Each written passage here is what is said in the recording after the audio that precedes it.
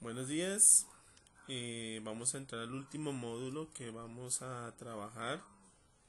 Al último OVA de la tarea o el trabajo que vamos a desarrollar en esta primera semana. Entonces, como hemos visto en los otros módulos, hemos partido de un listado de datos. Un listado común de datos que normalmente en el trabajo y en el día a día nos aparece. Uno podría pensar que eso es un reporte o que esto no tiene ni dibujos, ni queda en formato bonito, ni nada, pero realmente es un sistema de datos.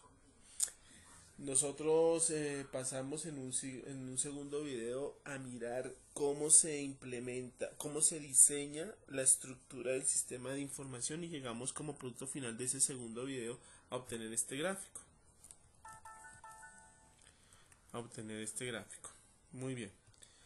Y vimos cómo podemos llegar a este gráfico, vimos una técnica. En un tercer video vimos cómo documentamos el sistema. Entonces ya en un tercer video y apoyándonos en la lectura de la semana y viendo algunas cosas que vimos en el curso de fundamentos de bases de datos o si no revisando la bibliografía si no hemos visto ese módulo, lo que hicimos fue llegar a un documento final que dice de qué está constituido el sistema, qué información guarda, cómo la guarda y cuáles son las relaciones de este sistema.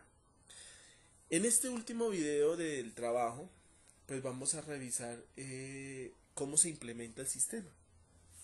Y la implementación es muy sencilla.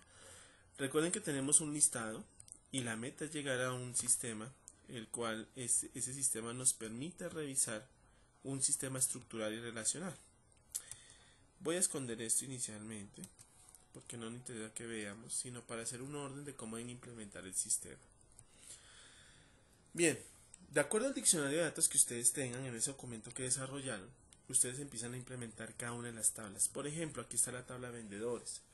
Yo guardé algunos datos de la tabla de vendedores, el código del vendedor, el nombre del vendedor, el correo, la fecha de nacimiento y la dirección. Podría guardar otros campos, el teléfono, el celular, la zona postal, la fecha de ingreso a la compañía, un poco de información. Ustedes son los que definen qué quieren guardar de cada tabla. Pues digamos que para que este OVA no se nos vuelva muy largo, yo definí de algunos campos. En este caso, estos 5 campos.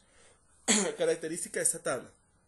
Pues ahí va a estar guardado los nombres de los vendedores. Los datos que están ahí pues serán los datos de los vendedores. Pero hay una característica importante y observen que es la primera columna. La primera columna se llama la llave primaria. La llave primaria tiene unas características especiales. La primera es numérica. La segunda es autonumérica. Quiere decir que automáticamente se va definiendo el código. Y la tercera característica es que esta llave primaria identifica cada vendedor como registro único, no se repite dentro de la tabla. Y esta llave a su vez nos va a permitir unirla en una tabla de movimiento. Aquí en este momento estamos definiendo las tablas maestras. ¿Cuáles son las tablas maestras? Según nuestro diagrama fueron todas las tablas excepto la de la mitad. Las tablas maestras contienen registros únicos y son valores finitos. Los vendedores son finitos. Entonces, como los vendedores son finitos, pues yo pongo aquí los vendedores y sus respectivos nombres. Son finitos, no tienen una variedad. Pueden haber 200 vendedores, 500.000, pero sabemos que es un número finito. ¿Qué no es finito? La fecha de la factura. Pues puede ser en cualquier parte del siglo, del próximo siglo, del anterior siglo. No es finito. También tenemos los productos. Fíjense que en mi tabla demo, que es esta tabla demo, pues voy a encontrar solo esos dos productos.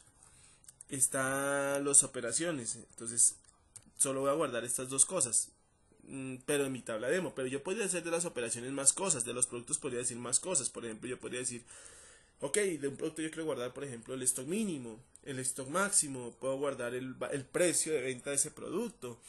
En alguna ocasión yo tuve la experiencia de trabajar en una joyería y había productos muy significativos, había productos que tenían precio de venta, pero habían productos que no podían tener precio de venta porque lo diagnosticaba un artesano.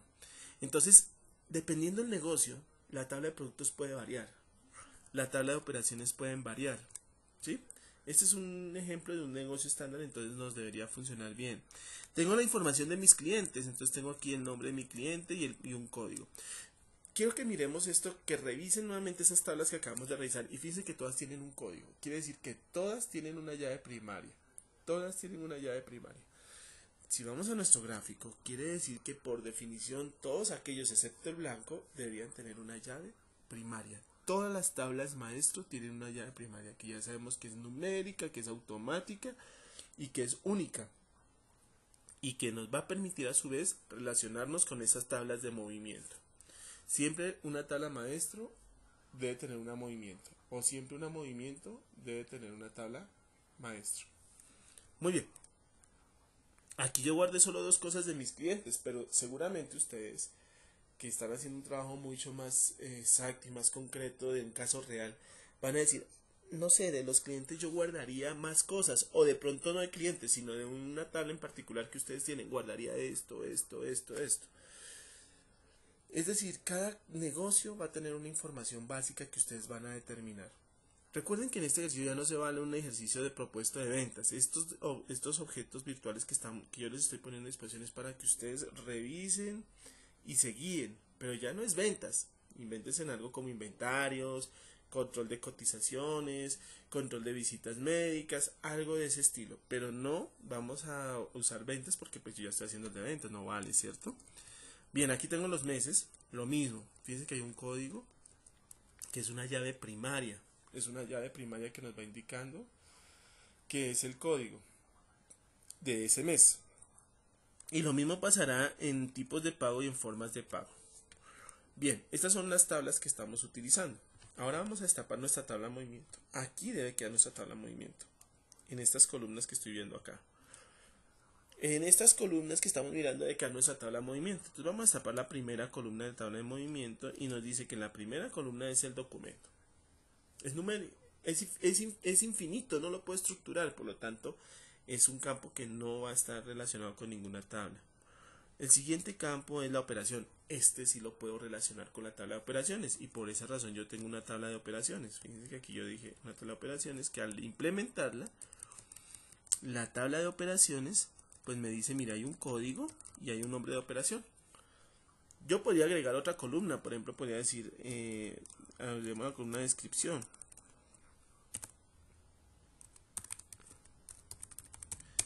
Y podría decir, este es anulado, este es devolución, este es nota crédito, en fin, podría hacer ese tipo de cosas y este es efectivo.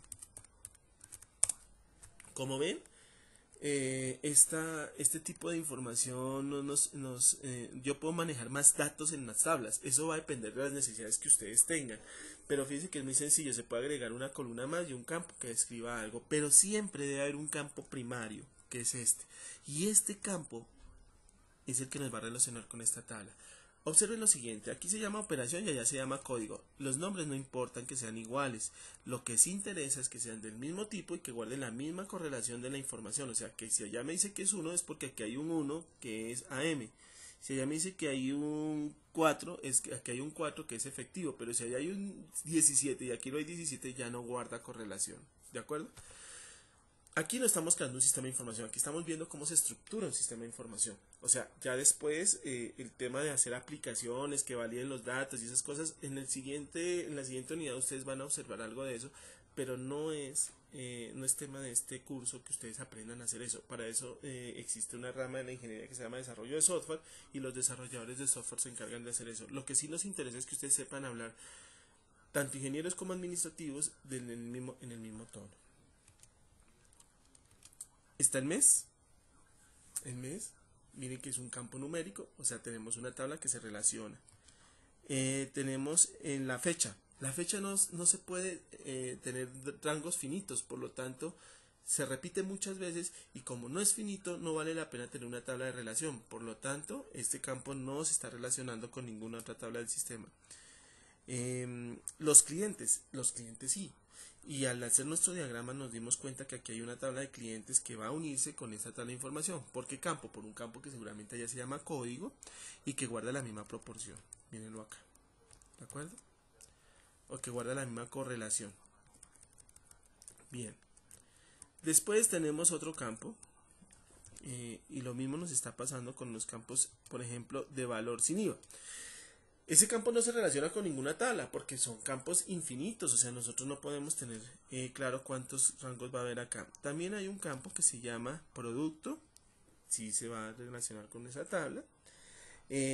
Otro campo que se llama vendedor, lo estamos relacionando con esa tabla de vendedores. Fíjense que el campo es vendedor, pero aquí es código. O sea que no importa que los nombres no sean iguales, pero que sí su almacenamiento y su tipo de información sí lo sea. Y lo mismo tenemos con otros campos que vemos acá y que tenemos el tipo de pago y forma de pago. Si ustedes analizan como quedó la tabla de datos, esta tabla que está acá, que esa tabla es la tabla que en nuestro diagrama es la tabla central, la tabla de movimiento, o sea, esta tabla viene siendo información de ventas. Si ustedes la analizan, pues ya queda estructurada y queda unida, y casi que lo que hicimos fue implementar este diagrama en el ejercicio que estamos haciendo. Observen que si lo analizan también con la primera tabla que teníamos, con la versión original, desaparecieron dos columnas, IVA y total. Si ustedes la miran, IVA y total no está acá. ¿Por qué no? Porque el IVA y el total se calculan. Entonces los campos calculados no vale la pena tenerlos aquí. Los campos que se calculan pues son operaciones que se pueden hacer en la memoria del computador, y si los manteniéramos aquí podemos llevar a dos problemas: uno, de almacenamiento, porque guardaríamos muchos datos, y dos, porque estaríamos de alguna forma generando una posibilidad de daño en la información. Si alguien cambia el valor sin IVA, pues si los otros campos no cambian, pues va a reflejarse una información errada. Por este motivo nos hemos eliminado de esta tabla. Muy bien, aquí ya está implementado, lo único que falta es meter registros. Yo ya lo metí, pero pues ustedes en su ejercicio también tenemos que presentar registros. Aquí termina nuestro taller, la primera fase. Con esta información que ya tenemos, vamos a seguir la siguiente fase. Por eso es muy importante que nos dejen atrasar. Como ven, es un taller muy sencillo, pero conlleva tiempo. Casi yo calculo que se deben de desarrollar 4 horas o 5 horas de trabajo para llegar a este trabajo, a esta finalidad. Muy bien, ¿qué vamos a entregar entonces? Vamos a entregar el documento que ya vimos, el documento diccionario de datos mejorado 2.1, que ustedes ya lo tienen en sus recursos del aula en la semana 1, y al final debemos entregar esta información que ustedes ven que hicimos acá: tener un listado y tener su implementación estructurada y respondiendo a ese diagrama que hicimos con la técnica que hicimos. Yo voy a estar muy pendiente en los foros. Entren a los foros, discutamos, miremos y vemos qué otras sugerencias podemos hacer para que este trabajo se nos vuelva más sencillo. Este trabajo no está orientado a ingenieros de sistemas. Cualquier persona de cualquier profesión en su campo debe saber hacer este trabajo. ¿Por qué? Cuando ustedes vayan a contratar el desarrollo y la implementación de un sistema de BI, deben saber de datos. Si ustedes no saben de datos, los ingenieros no van a poder montar un sistema de BI apropiado para su empresa y seguramente le implementan el de otra empresa. Y eso no nos sirve. El BI es único para cada empresa. Los ingenieros de sistemas deben conocer cómo los usuarios manejan esa información, y lo que estamos tratando de hacer en esta expedición es generar un modelo en el cual el lenguaje de los usuarios finales que manejan información se nivele o se iguale al nivel de los ingenieros para que ellos puedan implementar esas soluciones.